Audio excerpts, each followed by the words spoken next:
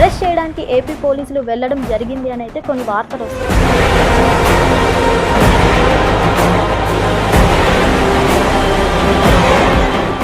గోడలు దూకి వెళ్లారు అని కొంతమంది పత్రికల్లో రాస్తున్నారు. వ్యవహరిస్తున్నారని చెప్పేసి తన సూసైడ్ నోట్లు రాసి మరీ చనిపోవడం జరిగింది. మీరు చూసినట్లయితే రెడ్ బుక్ లో ఇతని పేరు ఉంది కాబట్టి కుట్రగా చేస్తున్నారు. ఎగ్జాక్ట్లీ వీళ్ళు కూటమి ప్రభుత్వం రెడ్ బుక్ పరిపాలన చేస్తుంది. కానీ వేరే స్టేట్ కి వెళ్ళి అక్కడ ఉన్నటువంటి మ్యాజిస్ట్రేట్ పర్మిషన్ లేకుండా తీసుకురావడం దాన్ని ఖచ్చితంగా కిడ్నాప్ కింద కూడా కిడ్నాప్ కిందే వస్తారు పక్కా కదా. అయితే గతంలో మనం చూసుకున్నట్లయితే రఘురామకృష్ణరాజు గారిని కూడా హైదరాబాద్ కి వచ్చి నివాసానికి వచ్చి అరెస్ట్ చేసి తీసుకొని వెళ్లారు అని అయితే చెప్పడం. ఏ విధంగా అయితే చేశారో వీళ్ళందరినీ అదే విధంగా చేయాలి. ఇదా ప్రజాస్వామ్యం? దళితులు గిరిజనులని ఇలా ఇక్కడ కేవలం ఆయన ఇచ్చిన స్టేట్మెంట్, నేను ఇచ్చిన స్టేట్మెంట్ కాదు. కుల ప్రాతిపదికన అని చూసుకున్నట్లయితే ఇది జగన్మోహన్ రెడ్డి గారే తీసుకొని వచ్చారు. ఒకవేళ ఈ కేసులో నిజంగానే జగన్మోహన్ రెడ్డి గారు ఉన్నారనుకోండి, ఆయన కూడా తప్పు చేసినట్టే. కోవాబన్ ఎంత అది అనాగరిక చర్య అండి. వాడు పోటు కోసం కేవలం తన ముస్లిం అనే ఒక కారణం చేత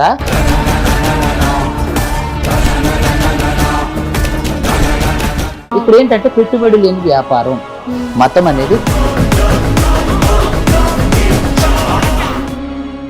హాయ్ హలో నమస్తే, వెల్కమ్ టు హిట్ టీవీ. నేను మీ యాంకర్ ఛానల్. గత 3-4 రోజుల నుంచి ప్రెసెంట్ ప్రతి పత్రికలోను అలాగే సోషల్ మీడియా ఛానల్స్లోను ఒకే వార్త హల్చల్ చేస్తుంది. అదేంటంటే గతంలో మనకి రఘురామకృష్ణరాజు గారు ఎవరైతే డిప్యూటీ స్పీకర్ ఉన్నారో అతనికి సంబంధించిన కస్టోడియల్ టార్చర్ కేసులో ఒక కీలకమైన వ్యక్తి ఐపీఎస్ అధికారి సునీల్ నాయక్ గారిని అరెస్ట్ చేయడానికి ఏపీ పోలీసులు వెళ్లారు.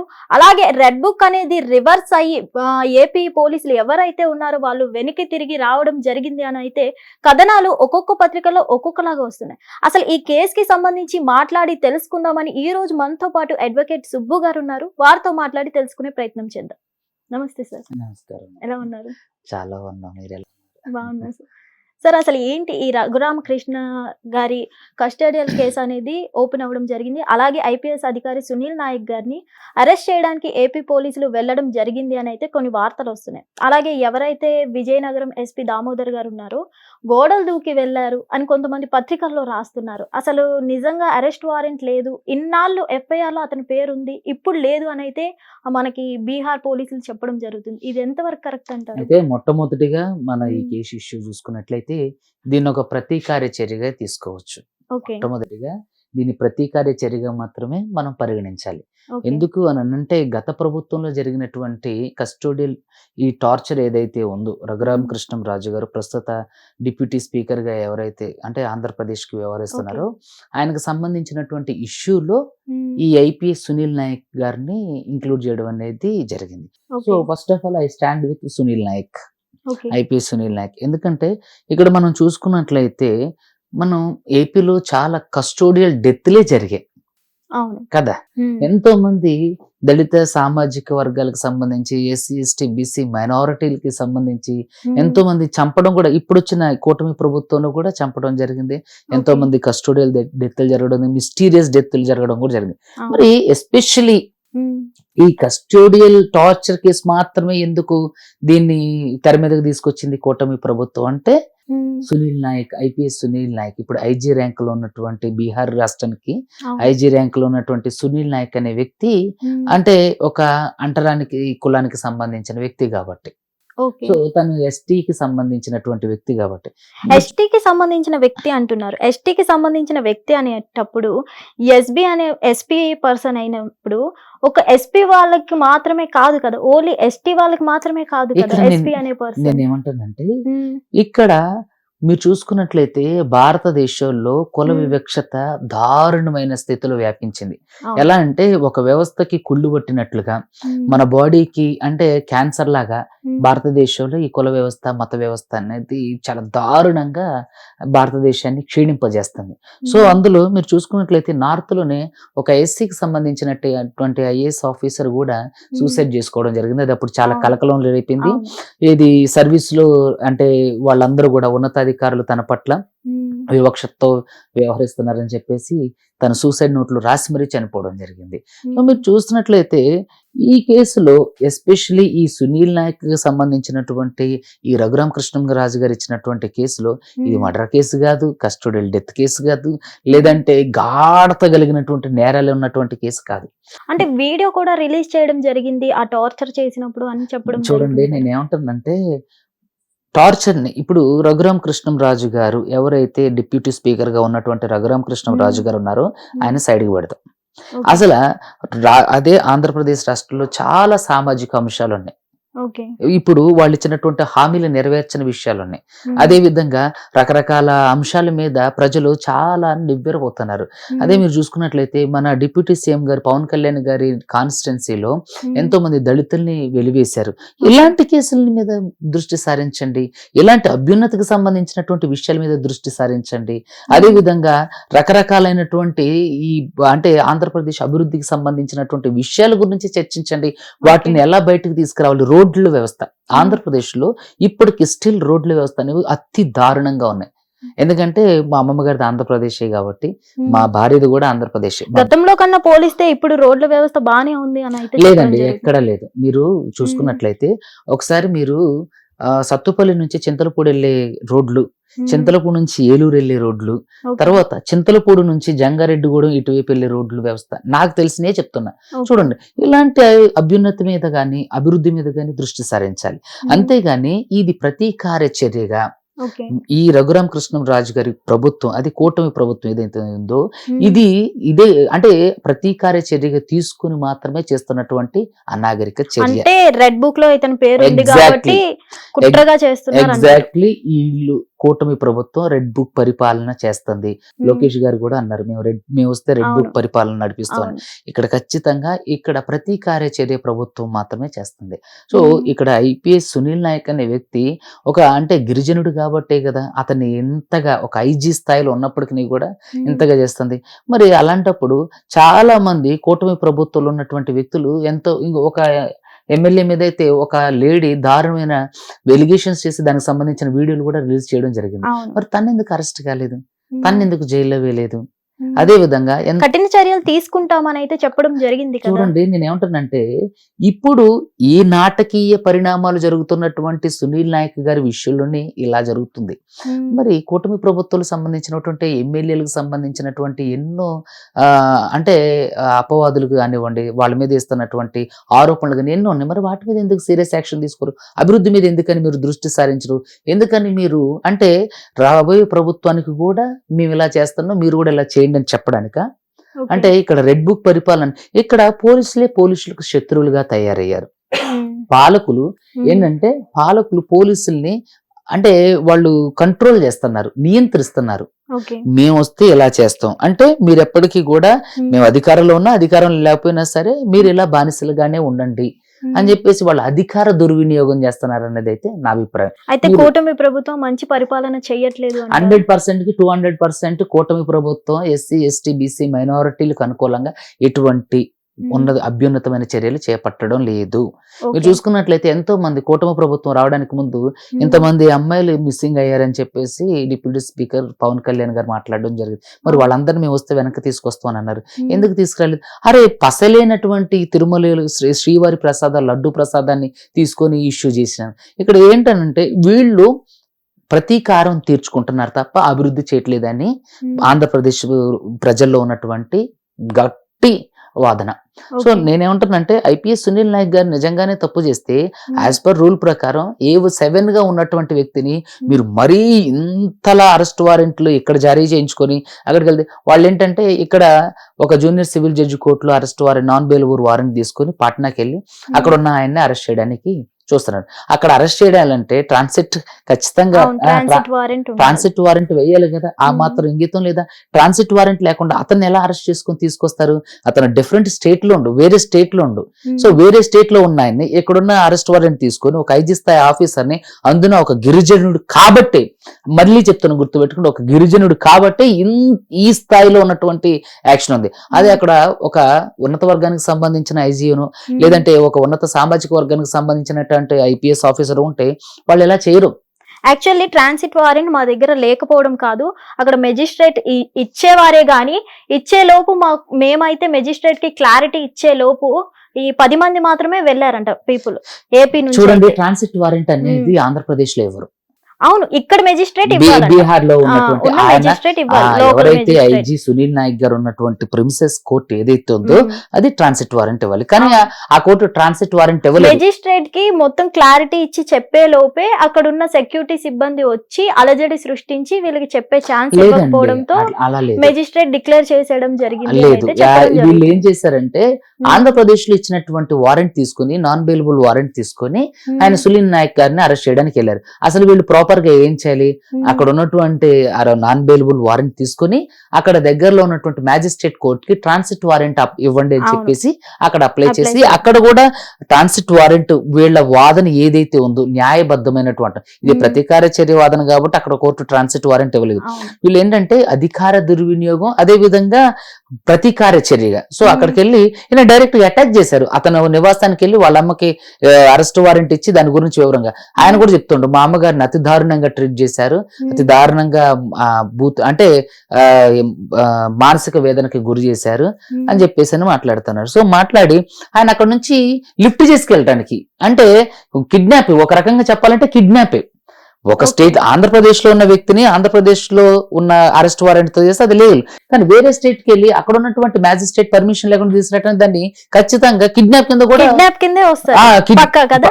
అయితే గతంలో మనం చూసుకున్నట్లయితే రఘురామకృష్ణరాజు గారిని కూడా హైదరాబాద్ కి వచ్చి నివాసానికి వచ్చి అరెస్ట్ చేసి తీసుకొని వెళ్లారు అని అయితే చెప్పడం. అప్పుడు కూడా అతని విషయంలో ఎట్లాంటి ట్రాన్సిట్ వారెంట్ లేదు. ఇక్కడ కేసీఆర్ గారు అలాగే అక్కడ జగన్ గారు కుమ్మక్కయి ఇదంతా చేసుకున్న ట్రాన్సిట్ వారెంట్ లేకపోయినా చెప్తున్నారు. నేను ఒక విషయం చెప్పమంటారా, ఇక్కడ రఘురామకృష్ణం రాజు గారిని హైదరాబాద్ కు వచ్చి లిఫ్ట్ చేసుకెళ్లారు అనేది గతంలో భూతకాలంలో జరిగినటువంటి సమస్య. అంటే వాళ్ళు తప్పే చేస్తుండొచ్చు. అంటే ఇప్పుడు మీరు చేసేది కూడా తప్పేనా? మీరు చేసేది కూడా నేను ఏమంటానండి, ఇప్పుడు గత ప్రభుత్వం చేసింది తప్పే అనుకుందాం మీరు చెప్పినట్టే, అంటే ఇప్పుడు మీరు చేసేది కూడా తప్పేనా? ఇప్పుడు కూటమి ప్రభుత్వం చేసేది కూడా తప్పేనా? నేను ఏ ప్రభుత్వాన్ని సపోర్ట్ చేస్తలేను. ఇక్కడ ఒక దళితుడిగా, ఒక గిరిజనుడిగా పుట్టటమే ఇప్పుడున్నటువంటి ఉన్నత ఆఫీసర్ల యొక్క శాపం కూడా. మొన్న చూసుకున్నట్లయితే నార్త్ లో ఒక ఎస్సీకి సంబంధించినటువంటి ఐఏఎస్ ఆఫీసర్ ఆయన అంటే వివక్షతకు లోనవుతున్న ఉన్నతాధికారుల దగ్గర సూసైడ్ చేసుకుని చనిపోయిండు. ఇక్కడ ఎవరైతే ఈ రఘురామకృష్ణం రాజు గారికి సంబంధించినటువంటి కస్టోడియల్ టార్చర్ కేసులో A7 గా A7 maybe A7 A6 what ever it is, A7 A6 గా ఉన్నటువంటి వ్యక్తిని, మరి A7 గా ఉన్నటువంటి వ్యక్తిని మిగతా ఆఫీసర్ల పేర్లు చెప్పు, అక్కడ ఉన్నటువంటి నిఘా విభాగానికి సంబంధించినటువంటి ఉన్నతాధికారుల పేర్లు చెప్పు, లేదంటే నీ పేర్లు యాడ్ చేస్తానని, లేదంటే అప్పుడు ఉన్నటువంటి చీఫ్ మినిస్టర్స్ ఎవరో వాళ్ళ పేర్లు చెప్పు, నీ పేరు తీసేస్తామని, లేదంటే నిన్ను భయంకరంగా టార్చర్ చేస్తామని వాళ్ళు డైరెక్ట్ బెదిరించారంట. ఆయన అంటూ నేను బయటకు వచ్చిన తర్వాత అన్ని వివరాలని నేను ఖచ్చితంగా మీడియాకి సమర్పిస్తాను, నా దగ్గర అన్ని పక్కా ఆధారాలు ఉన్నాయి, వీళ్ళు ఎవరెవరు నాతో ఏమేమి మాట్లాడారు, ఎవరెవరు నన్ను బెదిరించారు, ఎవరెవరు బలవంతంగా నన్ను వీళ్ళ పేర్లు చెప్పమని. ఇదా ప్రజాస్వామ్యం? ఇదా జరుగుతున్నటువంటి ప్రజాస్వామ్యం? ఇక్కడ మీరు బెదిరిస్తున్నారు అంటున్నారు కాబట్టి ఆల్రెడీ గుంటూరు పోలీస్ స్టేషన్ వాళ్ళు ఎవరైతే ఉన్నారో ఇక్కడ ఇతనికి సునీల్ నాయక్ ఎవరైతే ఉన్నారో 2 times విచారణకి పిలవడం కూడా జరిగింది అంట. సో ఇతను అటెండ్ కాకపోవడం వల్ల 2 times విచారణకి పిలవాలి అంటే వేరే స్టేట్ లో ఉన్నటువంటి ఒక ఐజీలో ఐపీఎస్ అతను ఐజీ, మీకు అర్థం అవుతుందా? ఐజీ అంటే డైరెక్టర్ జనరల్ ఆఫ్ పోలీస్ ఆయన, సారీ డైరెక్టర్ జనరల్ అంటున్నా, ఇక్కడ ఐజీ స్థాయిలో ఉన్నటువంటి వ్యక్తిని, ఇన్స్పెక్టర్ జనరల్ స్థాయిలో ఉన్నటువంటి వ్యక్తిని మీరు విచారణకు పిలవాలి అని అంటే దానికి కొన్ని లీగల్ ప్రొసీడింగ్స్ ఉన్నాయి. ఆ లీగల్ ప్రొసీడింగ్స్ ప్రకారం మీరు ఆయన రాకపోతే దాన్ని కూడా మీరు కోర్టులో ప్రస్తావించే అధికారం, దాన్ని కూడా కోర్టులో ప్రస్తావించి తిన లీగల్ గా మేము పిలిచినప్పటికీ కూడా తిన రాలేదని ప్రస్తావన ఎందుకని ఇంతవరకు రావట్లేదు? మరి ఫోన్ చేసి ఇప్పుడు రెడ్ బుక్ పోలీసు ఏదైతే ఉందో పోలీస్ బుక్ ని అమలు చేయొద్దు, పోలీస్ స్టాండింగ్ ఆర్డర్స్ ని అమలు చేయొద్దు, లీగల్ గా ఏముందో దాన్నే ఫాలో కావాలి. గత ప్రభుత్వం రఘురామకృష్ణరాజు గారు చేసిన విషయంలో తప్పు అయితే మరి ఇప్పుడు కూటమి ప్రభుత్వం చేస్తున్నటువంటి విషయం ఏంటి? అది మంచా? అది తప్పు కాదా? ఒక గిరిజన నాయకుడిని, గిరిజన బిడ్డలందరూ ఎక్కడికి పోయారు? అయ్యో గిరిజనుల కోసం లేదంటే దళితుల కోసం అంటే బట్టలు చించుకునేటువంటి ఈ రోజు గిరిజన నాయకులు కానివ్వండి, దళిత నాయకులు కానివ్వండి ఏమంటే ఈ రోజు ఐజీ సునీల్ నాయక్ గారికి ఎందుకు సపోర్ట్ చేస్తలేరు? ఎందుకంటే అతను అంటే నిమ్న జాతికి సంబంధించిన వ్యక్తి కాబట్టి అతను ఏదైనా చేయొచ్చు కాబట్టి తను అంటే న్యాయానికి వ్యతిరేకంగా ఏ విషయంలోనైనా సరే పట్టుబట్టవచ్చని, తను తీసుకెళ్లి హింసించవచ్చని, తను తీసుకెళ్లి తను కూడా అదే విధంగా ఇప్పుడు జరగబోయేది ఏంటంటే రఘురామ కృష్ణరాజు గారి యొక్క ముఖ్య ఉద్దేశం ఏంటంటే తను ఏ విధంగా అయితే చేశారో వీళ్ళందరినీ అదే విధంగా చేయాలి. ఇదా ప్రజాస్వామ్యం? దళితులు గిరిజనులని ఇలా ఇక్కడ కేవలం ఆయన ఇచ్చిన స్టేట్మెంట్, ఐఎమ్ నాట్, నేను ఇచ్చిన స్టేట్మెంట్ కాదు, ఆయన ఇచ్చిన స్టేట్మెంట్. నేను గిరిజనుడు కాబట్టి, నేను ఎస్టీ కులానికి తెగకి సంబంధించిన వాడిని కాబట్టి నా మీద ఇలాంటి వాస్తవం ఇప్పుడు ప్రపంచంలో ఇప్పుడు మన భారతదేశంలో జరుగుతున్నటువంటి విషయం కూడా ఇదే. ఖచ్చితంగా కుల ప్రాతిపాదికన న్యాయం జరుగుతుంది, ఖచ్చితంగా కుల ప్రాతిపాదికన ఉన్నత స్థాయి అధికారులకైనా సరే శిక్షలు పడుతున్నాయి, కుల ప్రాతిపాదికనే. మీరు అక్కడ వరకు ఎందుకు జరుగుతుంది? మీరు చూసుకున్నట్లయితే కర్లా రాజేష్ మర్డర్ కేసు మీరు చూసుకున్నారా? కోదాడకు సంబంధించినటువంటి కర్లా రాజేష్ మర్డర్ కేసు మీరు చూసుకున్నట్లయితే అక్కడ కస్టోడియల్ డెత్ కర్లా రాజేష్ అనే వ్యక్తిని అక్కడ ఉన్నటువంటి కోదాడ ఎస్ఐ కావాలని కొట్టి కస్టోడియల్ డెత్లు చంపేస్తే తను తీసుకొచ్చి గాంధీనగర్ లో చేసి అక్కడ ఒక రెడ్డి డ్యూటీలో ఉన్న డాక్టర్ కాకుండా వేరే రెడ్డి డాక్టర్ కి సంబంధించినటువంటి వ్యక్తిని పెట్టుకొని అక్కడ పోస్ట్ మార్టం రిపోర్ట్ తీసుకొని నార్మల్ గానే చనిపోయిందని చెప్పి తీసుకొచ్చారు.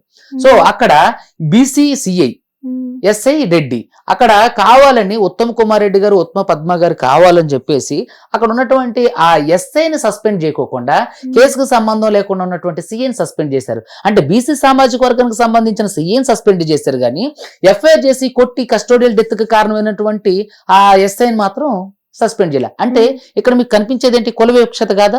ఇక్కడే కాదు, ప్రతి దాంట్లో మరియమ్మ డెత్ కేసులో కూడా మీరు చూసుకున్నట్లయితే అది.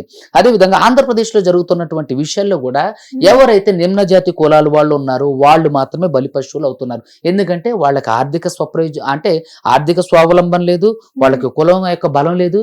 అదే విధంగా వాళ్ళు స్వతంత్రంగా వాళ్ళ దగ్గర శక్తి మేర వాళ్ళ నైపుణ్యం మేర వచ్చిన వాళ్ళే. సో వాళ్ళకి సామాజిక సపోర్ట్ లేదు, ఆర్థిక సపోర్ట్ లేదు, అదే విధంగా సమాజంలో ఉన్నటువంటి ఒక సిస్టమ్ సపోర్టే లేదు.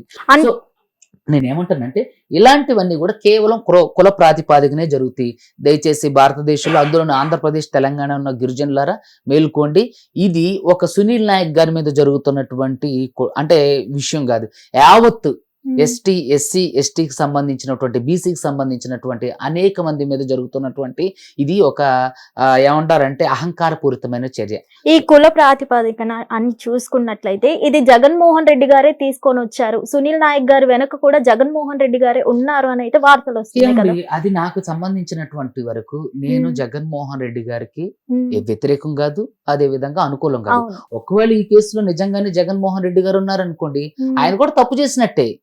అతనే కులాలు రెచ్చగొట్టి ఏమండి అతనే కులాలు రెచ్చగొడితే మరి జగన్మోహన్ రెడ్డి గారు ఉన్నప్పుడు ఎటువంటి కుల బహిష్కరణలు జరగలేదు. మరి కూటమి ప్రభుత్వం వచ్చిన తర్వాత ఎవరైతే పవన్ కళ్యాణ్ గారు డిప్యూటీ సీఎం గా ఉన్నటువంటి పవన్ కళ్యాణ్ గారు ఉన్నారో ఆయన నియోజకవర్గంలోనే దళితుల్ని అక్కడ ఉన్నటువంటి మాలల్ని అదే విధంగా మాదిగల్ని వెలివేశారు, ఆ రోడ్లో నడవలే. అదే విధంగా ఆయన కాన్స్టిట్యున్సీలో ఉన్నటువంటి స్కూల్స్ లో ఎస్సీ పిల్లలందరినీ కూడా పాఠాలు చెప్పడానికి టీచర్లు గాని తర్వాత అగ్రకు సంబంధించినటువంటి కులాల వాళ్ళు గాని చాలా దారుణంగా ట్రీట్ చేసిన విషయాలు మన సోషల్ మీడియాలో చాలా ప్రధాన మీడియాలో చూసిన విషయాలు ఉన్నాయి. సో ఇక్కడ ఎక్కడ కుల వివక్షత స్టార్ట్ అయింది మీరు చూసుకున్నట్లయితే, నేను రాజకీయాలకు అతీతం మతాలకు అతీతం, నేను చెగువేరా ఆదర్శవంతుణ్ణి, నేను లెనినిస్ట్ భావజాలం కలిగిన వ్యక్తి ఈ రోజు పూర్తి స్థాయి సనాతని అని చెప్పేసుకున్నటువంటి సందర్భాలు ఉన్నాయి. ఇక్కడ ఎవరు నీతిగా రాజకీయాలు చేస్తున్నారు, ఎవరు నీతిగా ముందుకు వెళ్తున్నారు? నేను ఏమంటానంటే నేను ఎవరిని తప్పు పట్టట్లేదు, వాళ్ళ సందర్భాలు ఏమైనా అయ్యి ఉండొచ్చు, వాళ్ళ రాజకీయ స్వప్రయోజనాలు ఏదైనా అయ్యి ఉండొచ్చు. కానీ ఇక్కడ దళిత గిరిజనులు ఎందుకు బలి చేస్తున్నారు? మీ ప్రతీకార చర్యల కోసం మీకు జరిగిన విషయాల గురించి అప్పుడున్నటువంటి ఉన్నత స్థాయి అధికారులను కూడా వీళ్ళు టార్గెట్ చేసి ఇలా చేయగలుగుతున్నారంటే సామాన్యుడి పరిస్థితి ఏంటి ఆంధ్రప్రదేశ్ లో చూడండి.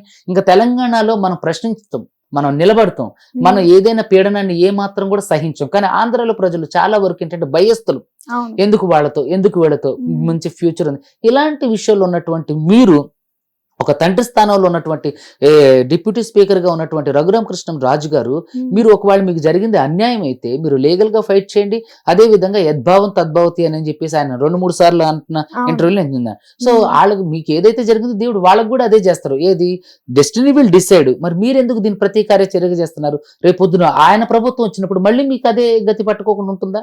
ఎందుకు ఇక్కడ వీళ్ళని ప్రజలు కావాలని వీళ్ళని ఎన్నుకొని వీళ్ళు అభివృద్ధి ఏదో చేస్తారని తీసుకుంటే, వీళ్ళు గెలిచిన తర్వాత ప్రజల యొక్క సమస్యలు పట్టించుకోపోగా వాణ్ణేం చేసిండు నన్నేం చేసిండు ప్రతీకార చర్యలకు తిరిగే నానుడి ఇప్పుడున్న సమాజంలో నడుస్తుంది. సో కాబట్టి ఇక్కడ మత ప్రాతిపాదికన కుల ప్రాతిపాదికనే న్యాయం జరుగుతుంది. 100కి 200% నిజం. మీరు రాసి పెట్టుకోండి. ఎందుకంటే ఒక న్యాయవాదిగా 8 ఏళ్ల నా సర్వీసులో నేను చూసింది ఇదే, నేను నేర్చుకున్నది ఇదే. ఇక్కడ సునీల్ నాయక్ అనే వ్యక్తి గిరిజనుడు కాబట్టే అతనికి అన్యాయం జరుగుతుంది. అది ఒక ఉన్నత సామాజిక వర్గానికి సంబంధించిన వ్యక్తి అయితే ఎందుకు న్యాయం జరగదు? కర్ల రాజేష్ డెత్ విషయంలో కస్టోడియల్ డెత్, మరి కర్ల రాజేష్ విషయంలో మరి చంపేసినటువంటి రెడ్డి సామాజిక వర్గానికి సంబంధించిన వ్యక్తికి శిక్ష పడలా, సిఐగా ఉన్నటువంటి వ్యక్తికి మాత్రం సస్పెండ్ అయ్యిండు. ఇప్పుడు అతని వరకు నేషనల్ ఎస్సీ కమిషనర్ వచ్చేంత వరకు కూడా. అంటే ఇక్కడ మీరు చూసుకున్నట్లయితే ఏం జరుగుతుంది? నేను ఇక్కడ నా ఓన్ మాటలుగా నేను ఏం చెప్పట్లా, సమాజంలో జరిగిందాన్నే తీసుకొస్తున్నా. మీరు అక్కడ వరకు ఎందుకు? కోవాబన్ ఎంత అది అనాగరిక చర్య అండి. వాడు పోటు కోసం కేవలం తను ముస్లిం అనే ఒక కారణం చేత కోవాబన్ దాంట్లో ఉమ్మేస్తారని ఒక ఆవిడ ఉంది, వీరనారి ఝాన్సీ లక్ష్మీబాయి రేంజ్ లో నేను ఉద్ధరించేస్తున్న భారతదేశాన్ని, నేను హిందుత్వాన్ని నా భుజస్కంధాల మీద మోసేస్తున్నా, నేను హిందుత్వాన్ని చాలా ఉన్నత శిఖరాలకు తీసుకెళ్తానని చెప్పేసి మాట్లాడే ఒక చౌదరి గారు, ప్రియా చౌదరి గారు, ఇలాంటి సిగ్గుమాల కార్యక్రమాలు చేస్తున్నటువంటి జిగుప్సాకరమైనటువంటి కార్యక్రమాలు చేస్తున్నారు. సో ఏంటంటే వీళ్ళు ఏంటంటే వీళ్ళ పునాదుల కోసం, వీళ్ళ భవిష్యత్తు కోసం, వీళ్ళు సామాజిక అంటే చేసింది ఏమీ లేదు. వీళ్ళు దేశాభివృద్ధికి ఏమైనా తట్టడం మట్టిపోసి చేశారా అంటే వీళ్ళు ఏం చేయరు. కూర్చొని వీళ్ళు మైకులు ఉంటే జర్నలిస్టులు అయిపోతారు. మీలాంటి వాళ్ళందరూ వేస్ట్. మీలాంటి ఉన్నతమైనటువంటి ఛానల్స్ ఇవన్నీ వేస్ట్. అలాంటి వాళ్ళు ఒక మైక్ ఒక కెమెరా కొనుక్కొచ్చుకుంటే వాళ్ళు జర్నలిస్టులు అయిపోతారు. వాళ్ళు వాట్సాప్ యూనివర్సిటీలో కదా వాళ్ళు జర్నలిజం చేసింది. అసలు మాస్ కమ్యూనికేషన్ జర్నలిజం అంటే ఏంటో తెలియదు వాళ్ళ మొహాలకి. సో టాపిక్ వేరే వైపు వెళ్తుంది కాబట్టి నేను ఏమంటానంటే, చూడండి ఇక్కడ అతను కోవాబన్కి సంబంధించినటువంటి వ్యక్తి. సో చూడండి ఎంత నిప్పులు జరిగారు. సో కాబట్టి ఇక్కడ ఏంటంటే కుల ప్రాతిపాదికన మత ప్రాతిపాదికనే న్యాయం జరుగుతుంది. మీరు అక్కడ చూడండి, అఘోరీ గాడు ఎక్కడి నుంచి బయటకు వెళ్ళి ఇక్కడ అన్ని కేసులన్నీ వేసి ఇక్కడ ప్రతిగంట ఇచ్చేసరికి ఇప్పుడు నార్త్కి వెళ్ళి అడొక పెద్ద బాబాగా అవతరించారు. ఇక్కడ ఏంటంటే పెట్టుబడి లేని వ్యాపారం, మతం అనేది పెట్టుబడి లేని వ్యాపారంగా ఉంది. వాళ్ళు దానికి ఏ క్వాలిఫికేషన్స్ అవసరం లేదు. అక్కడ మొత్తం విభూది పూసేసుకొని మంచిగా అఘోరీలాగా తయారైతే చాలు, మంచి పైసలు దండుకోవచ్చు. ఇక్కడ ఏంటంటే భారతదేశంలో గత 10 సంవత్సరాలుగా ఈ విషపూరితమైనటువంటి నానుడి బలవంతంగా చొప్పించబడుతుంది మన భారతదేశంలో, మన ప్రజాస్వామ్య వ్యవస్థలో. సో ప్రజల కొరకు ఎన్నుకోబడినటువంటి ప్రజాప్రతినిధులందరూ కూడా ప్రజల కొరకు పనిచేయట్లేదు, తమ వ్యక్తిగత స్వప్రయోజనాల కోసం, స్వార్థాల కోసం పనిచేస్తున్నారు. సో కాబట్టి నేను చెప్పేది ఏంటంటే ఆంధ్రప్రదేశ్ ప్రజలందరికీ కూడా దయచేసి మేల్కొనండి. మీరు మీ ఓటు హక్కు ద్వారా మిమ్మల్ని మీరు ఎన్నుకున్నటువంటి ప్రజాప్రతినిధులు మీ అభివృద్ధిని మరచి వాళ్ళ స్వప్రయోజనం కోసం, వాళ్ళ కక్ష సాధింపు చర్యల కోసం మాత్రమే పనిచేస్తున్నారు. ఇప్పటి వరకు ఆంధ్రప్రదేశ్ రాష్ట్రంలో వీళ్ళు చేసిన అభివృద్ధిని చూపించమనండి. ఎంత అనాగరిక చర్య. అరే పసిపిల్లల్ని స్కూల్లో కుల వివక్షతతో మనం ఏ కాలంలో ఉన్నామండి? మనం ఏ సెంచరీలో ఉన్నాం? ఏ కాలంలో ఉన్నాం? నిజంగా భారతీయుడిగా పుట్టినందుకు మొట్టమొదటిసారిగా ఇలాంటివన్నీ చూసినప్పుడు నాలో నేనే సిగ్గుపడే భావజాలం నాలో వచ్చేస్తుంది. ఎందుకంటే ఇక్కడ కేవలం కుల ప్రాతిపాదికన మత ప్రాతిపాదికన న్యాయం జరుగుతుంది. ఈ ఒక సునీల్ నాయక్, ఆయన ఒక IG ర్యాంక్ ఆఫీసర్, ఒక IPS ఆఫీసర్ని కేవలం కుల ప్రాతిపాదికనే కదా A7 A6 గా ఉన్నటువంటి వ్యక్తిని ఈ రోజు ఎంత టార్చర్ చేసేది. ఇంకా పాట్నా కోర్టు ఖచ్చితంగా నాకు తెలిసినంత వరకు పాట్నా కోర్టు ఇతన్నే టచ్ చేయడానికి వాళ్ళకి అవకాశం ఇవ్వడానికి ఎక్కువ అవకాశాలు ఉన్నాయి. ఇతను తీసుకెళ్ళడానికి ఎక్కువ అవకాశాలు ఉన్నాయి. కానీ ఒకవేళ ఇతను తీసుకెళ్తే ఖచ్చితంగా తనకి ఏదైనా సరే ఆంధ్రప్రదేశ్ ప్రభుత్వానిదే, కూటమి ప్రభుత్వానిదే బాధ్యత అంతా కూడా. దయచేసి గిరిజనులారా, బహుజనులారా, మేధావులారా ఖచ్చితంగా ఈ విషయాన్ని ముక్త కంఠంగా ఎదిరించండి. అలాంటి ఒక ఆఫీసర్ని కాపాడుకోవటం దళిత సామాజిక వర్గానికి, గిరిజన సామాజిక వర్గానికి, ముఖ్యంగా బహుజన సామాజిక వర్గానికి చాలా ముఖ్యం. అంటే ఇప్పుడు ఈ 30 days లో సునీల్ నాయక్ ఎవరైతే ఉన్నారో హైకోర్టుకు వెళ్తున్నారు. బీహార్ హైకోర్టుకి ఏపీ పోలీసులు. ఇక్కడ ఏంటంటే municipal court non bailable warrant అంటే ఇప్పుడు ఎట్లా అండి, నాన్ బెయిలబుల్ వారెంట్ ఇష్యూ అయింది అని అంటే అది మొత్తం దానికి ఏమంటారు బెయిల్ ఎవరని కాదు. గ్రేవియస్ ఇంజురీస్ జరిగినటువంటి, అంటే ఇప్పుడు మీరు కాగ్నైజబుల్ అఫెన్స్ లో మాత్రమే నాన్ బెయిలబుల్ ఇష్యూ అవుతుంది. సో ఇందులో ఏం కాగ్నైజబుల్ ఉంది? Custodial torture. మరి కస్టోడియల్ డెత్ అయిన వాళ్ళకి ఏం లేదు కదా. కర్ల రాజేష్కి ఏమైంది? మరి కస్టోడియల్ టార్చర్ కే మీరు ఇంత చేస్తే ఎంతమందిని నిత్యం సుప్రీంకోర్టు స్థాయి ఉన్నత న్యాయమూర్తులే ప్రజల యొక్క, ఎవరైతే ప్రజలు ఉన్నారో వాళ్ళ యొక్క ప్రాథమిక హక్కుల ఉల్లంఘన అంతా కూడా పోలీస్ స్టేషన్ లోనే జరుగుతుంది. ఎంతో మంది పోలీసులు నిష్కారణంగా ప్రవర్తిస్తున్నారు.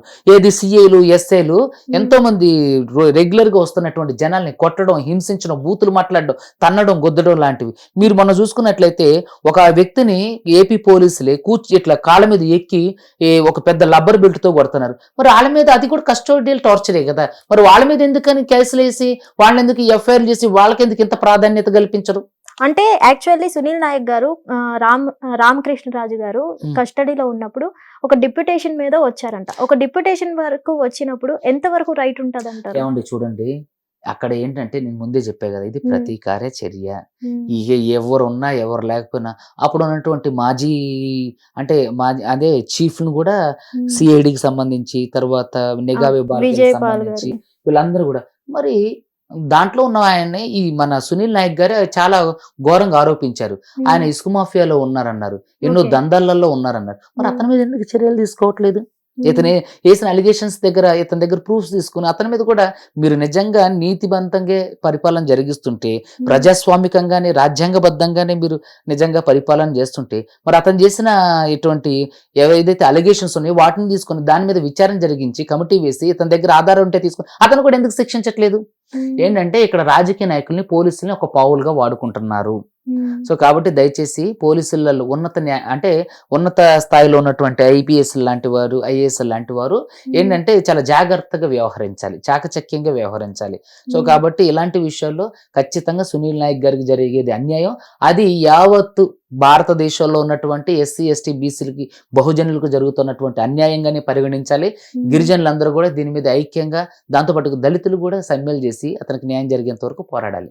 అంటే సునీల్ నాయక్ గారి మీద లుక్అవుట్ నోటీసులు కూడా ఇవ్వడం జరిగింది. ఒక ఐపీఎస్ అధికారి, ఒక క్రిమినల్స్ ని పట్టుకోవాల్సిన ఐపీఎస్ లుక్అవుట్ నోటీసులు తీసుకున్నారంటే ఎంత నీచం అని అంటున్నారు. ఎవరికైనా ఇవ్వచ్చు. అక్కడ దారుణం జరిగినప్పుడు అక్కడ వరకు ఎందుకు, సీఎంలుగా ఉన్న వారికి ఎంతో మందికి లుక్అవుట్ నోటీసులు ఇచ్చి అరెస్ట్ చేసి జైలు వేసిన సందర్భాలు ఉన్నాయి. సో లుక్అవుట్ నోటీస్ ఒక ఐపీఎస్ ఆఫీసర్ కాదు, దానికి ఎవరు ఎగ్జంప్షన్ కాదు. ఖచ్చితంగా ఎవరికైనా లుక్అవుట్ నోటీస్ ఇవ్వచ్చు. కాకపోతే ఈ ట్రాన్సిట్ వారెంట్ అనేది మాత్రం పాట్నా హైకోర్టులో మాత్రం ఈ ఏపీ ప్రభుత్వానికి అనుకూలంగా వచ్చే అవకాశం ఉంది. సునీల్ నాయక్ గారిని ఖచ్చితంగా ఏపీ ప్రభుత్వం తీసుకెళ్లి టార్చర్ చేయడం ఖచ్చితంగా ఇది నిజం. ఇదేంటంటే కూటమి ప్రభుత్వం ఆ ఉన్నత స్థాయి అధికారులందరికీ ఇస్తున్నటువంటి ఇండైరెక్ట్ ఇండికేషన్, మా జోలికి భవిష్యత్తులో వచ్చినా సరే మీ అందరి పరిస్థితి, మీ అందరి గతి ఇది అని చెప్పడానికి, ఒక ఇండికేషన్ ఇవ్వడానికి కూటమి ప్రభుత్వం అరాచక పరిపాలన జరిగిస్తుంది. సో కాబట్టి ఆంధ్రప్రదేశ్ ప్రజలారా మేల్కొనండి. మీ ప్రజాస్వామ్యంలో ఉన్నటువంటి ప్రజాస్వామ్య ప్రతినిధులు ఎవరైతే ఉన్నారో వాళ్ళని నిలదీసి కడగండి. అభివృద్ధి మీద కాన్సన్ట్రేషన్ చేయమనండి. అభివృద్ధిని ముందుకు తీసుకెళ్లడంలో ముఖ్య పాత్ర పోషించమనండి. అంతేగాని వ్యక్తిగత రాజకీయాలు, కక్షపూరిత రాజకీయాలు, ప్రతీకార రాజకీయాలు చేయడానికి కాదని చెప్పి ముక్త కంఠంగా ఖండించాలి. మరి వైసీపీ ప్రభుత్వం ఒక సీఎం నే అరెస్ట్ తీసుకొని వెళ్ళినప్పుడు, మాజీ సీఎం ని, మరి ఇప్పుడు ఒక ఐపీఎస్ అరెస్ట్ వారెంట్ లేకుండా అరెస్ట్ చేయడంలో తప్పు లేదు. మరి మిగతా వారికి ఎందుకు ఇలాంటి నాటకీయ పరిణామాలు చోటు చేసుకోవట్లేదు అని అడుగుతున్నా. నేనేమంటానంటే అరెస్ట్ చేయడంలో తప్పు లేదు. నిజంగా తప్పు ఉంటే ఖచ్చితంగా ఐపీఎస్ సునీల్ నాయక్ గారిని శిక్షించాల్సింది. మరి మిగతా ఉన్నటువంటి, సరే ఈయన A6 గానే ఉన్నారనుకోండి, A1 నుంచి A5 వరకు ఎందుకు మరి ఇలాంటి నాటకీయ పరిణామాలు చోటు చేసుకోవట్లేదు? అంటే A3 గా ఉన్న జగన్ గారి మీద చూపించే అది ఎందుకు చేయట్లేదు? నేను అదే అడుగుతున్నా. ఎందుకు మరి వీళ్ళ మీద ఎటువంటి యాక్షన్ తీసుకోవట్లేదు? ఎందుకంటే వాళ్ళకి ధైర్యం లేదా? ఎందుకంటే వాళ్ళని టచ్ చేస్తే వీళ్ళ ప్రభుత్వం పడిపోయే ప్రమాదం ఉందా? వాళ్ళు ఎందుకు పని? వాళ్ళందరూ ఉన్నత సామాజిక వర్గానికి సంబంధించిన వాళ్ళు, మీకు అర్థం అవ్వట్లేదా కదా? సో ఇతను గిరిజనుడు కదా, ఇతన్ని ఈజీగా భయపెట్టు, ప్రలోభ పెట్టు. ఇతనే సునీల్ నాయక్ గారు అన్నారు, నేను ఖచ్చితంగా వాళ్ళ పేర్లు చెప్పమంటున్నారు. నేను చెప్పను, ఎందుకంటే అది నిజం కాదు కాబట్టి అని అంటున్నారు. నేను ఏ ప్రభుత్వానికి సపోర్ట్ చేయట్లేదు. నిజం కాదన్నప్పుడు ఈ పేర్లే ఉండవు కదా. నేను అదే అంటున్నానండి, నేను ఏ ప్రభుత్వానికి సపోర్ట్ చేస్తలేదు. తప్పు చేసిన వాళ్ళు ఎవరైనా సరే ఖచ్చితంగా చట్టం ముందు శిక్షించబడాల్సిందే. ఇలాంటి ప్రతీకార చర్యలు మాత్రం జరగటం అనేది మంచిది కాదు. ఇది ప్రజాస్వామ్యం ముప్పులో పడేసి పెద్ద పెను ప్రమాదం. ఇదంతా red book exactly 100 to 200% red book పరిపాలనే. లోకేష్ గారు అన్నట్టు. ప్రెసెంట్ ఇప్పుడు సునీల్ నాయక్ గారిని అరెస్ట్ చేసే అవకాశాలు ఉన్నాయంటారా? ఆ. ఏపీ పోలీసులు ఎవరైతే ఉన్నారో సక్సెస్ఫుల్ గా అతన్ని సక్సెస్ఫుల్ తిరిగి వాళ్ళు ఖచ్చితంగా సునీల్ నాయక్ గారిని అరెస్ట్ చేయడానికి అవకాశం ఉంది. ఓకే. ఎందుకంటే విచారణ పేరుతో తీసుకెళ్తున్నారు కాబట్టి ఖచ్చితంగా పాట్నా హైకోర్టు వాళ్ళకి అవకాశం ఇవ్వడానికి అవకాశం ఉంది. ఎందుకంటే ఒక ప్రభుత్వం కోరుతున్నప్పుడు పాట్నా హైకోర్టు దాంట్లో నిజ నిజాలు తెలుసుకోవడం కోసం వాళ్ళకి ఇవ్వడానికి ఎటువంటి ఇన్వెస్టిగేషన్ అప్పచెప్పడంలో ఎటువంటి అభ్యంతరం తెలపదు. కానీ సునీల్ నాయక్ గారిని ఎంత సేఫ్ గా అయితే తీసుకెళ్తున్నారో అంత సేఫ్ గా తీసుకురావాలి. సో అంత సేఫ్ గా తీసుకెళ్ళినప్పటికీ కూడా కనీసం వాళ్ళు అసహ్యమైన మాటలతో ఆయన మనసును గాయపరచడం అనేది ఖచ్చితంగా. కానీ ఇప్పుడు సునీల్ నాయక్ గారు బయటకు వచ్చి ఏమేమి జరిగింది, ఎవరెవరు ఇందులో ఉన్నారని ఆయన ఆధారాలు ఇచ్చేంత వరకు కూడా మనం దీన్ని జనరలైజ్ చేసి మాట్లాడగలమే తప్ప పూర్తి స్థాయిలో మాట్లాడలేం. సో చూసారు కదా, సునీల్ నాయక్ గారు తప్పు ఉందో లేదో తెలుసుకోవాలంటే ఏపీ పోలీసులు ప్రెసెంట్ బీహార్ నుంచి అయితే పర్మిషన్ తీసుకొని ఏపీకి తీసుకొని వెళ్ళి ఇన్వెస్టిగేషన్ చేస్తే గానీ ఎంతవరకు తప్పు జరిగింది ఏంటి అనేది అయితే బయటపడే అవకాశాలు లేవు. సో ఎంతవరకు తప్పు జరిగింది ఏంటి అనేది తెలియాలంటే ఈ ఇన్వెస్టిగేషన్ పూర్తి జరగాలి. మరి ఏ విధంగా అయితే ఏపీ పోలీసులు అరెస్ట్ చేసి సునీల్ నాయక్ గారిని తీసుకొని వెళ్తున్నారు, అదే విధంగా మళ్ళీ సేఫ్ గా తీసుకొని వచ్చే అవకాశాలు ఉన్నాయా లేదా అనేది చూడాల్సి ఉంది. హిట్ టీవీ యాప్, ఇందులో short news, live news, entertainment shows, movies, digital magazines తో పాటు మీ జిల్లా వార్తలను కూడా ఫ్రీగా చూడొచ్చు. ఇంకెందుకు ఆలస్యం, వెంటనే హిట్ టీవీ యాప్ ని డౌన్లోడ్ చేసుకుని ఫ్రీగా ఎంటర్టైన్మెంట్ పొందండి. Hit TV app. Hit TV app. Please download hit TV app. Hit TV app ని ఫ్రీగా డౌన్లోడ్ చేసుకొని ఎంజాయ్ చేయండి. మీకు నచ్చిన ఎంటర్టైన్మెంట్ కోసం హిట్ టీవీ యాప్ ని ఫ్రీగా డౌన్లోడ్ చేసుకొని ఎంజాయ్ చేయండి. హిట్ టీవీ యాప్ ని డౌన్లోడ్ చేసుకుని ఆస్వాదించండి, ఆశీర్వదించండి. ఇంతమంది సెలబ్రిటీలు హిట్ టీవీ యాప్ ని డౌన్లోడ్ చేసుకోండి అని చెప్తున్నారంటే ఎంత మంచి యాప్ ఆలోచించండి. అమెరికా అమెరికా అమెరికా అమెరికాలో చదవాలనుకునే వాళ్ళకి విశ్వసనీయమైన పేరు మన శౌర్య కన్సల్టెన్సీ. UK లో 1 year masters. UK లో 1 year masters. 2 years work permit up to 5 years visa. Contact Saurya Consultancy. Contact 89851 89851.